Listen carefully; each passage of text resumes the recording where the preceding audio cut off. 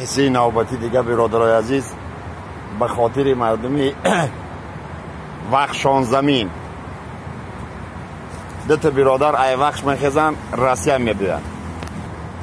خیر روسیه چه خیلی غریبی چه خیلی ایسوس. навор сохта шудагии бо дастгирии сайти Yagxp дар инҷа коэффициентҳои зиёд ва бонусҳои гуногуна меёбем ки силкаш дар комментария. Ҳамчунин агар бо промокоди ёвонӣ шумо регистратсия кунед барои пардохти аввалин тон 6500 рубл бонус медиҳанд. қисаи навбатӣ дига биродарои азиз ба хотири мардуми вахшон замин дата биродар ай вахш мехезан Россия мебиёянд. خیر روسیه چه خیلی غریبی چه خیلی ایسوس کار و باراشون میبینن.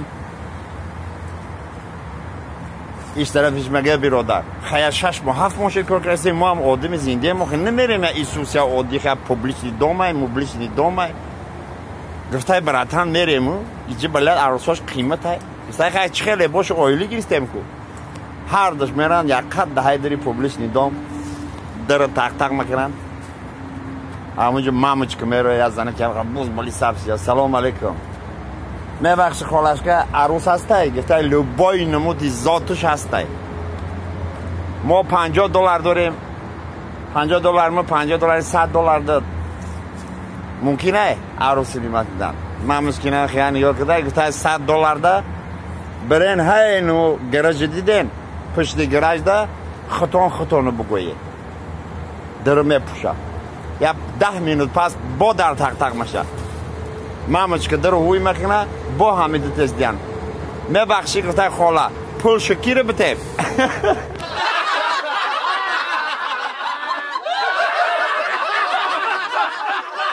علیکم هموطنان عزیز. این دوست مراد جانی ما با راغوند کار داده اومده اگه خواستیم یک قصه برای دوست مراد با کلیشکی دان جوان جنگوله پیشنهاد شما برادر.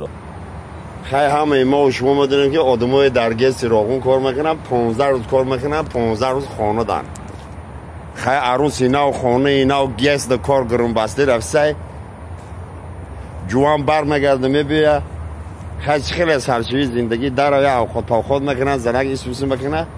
این بیچاری آدمی ای شخت آمودگی جوان جانی ما هم تو میگلت خوش میبره. خیلی عروس اینا و میخوش دلمت ای جوان بخیر خیلی زندگی خیلی نمیشه بخیر گفته ای به ما ایسمن آمدگیم تو نمیدونی ما ای راغون آمدگیم کنو میگردانه خواه میره. عروسی نو سهر میخزه در دروازه رو هوی میگنه حولی رو گیر میگرده ستیل میگیره گاو جوشی میره پیش توالت گاو خواه ای بندشی که میخزه میکشه نمیخزه همه خیز ستیل قطی در سری گاو میزنه میخزه بگه بخی ایجاته خدازده تا رنگی دان جوان ای راغون آمدی.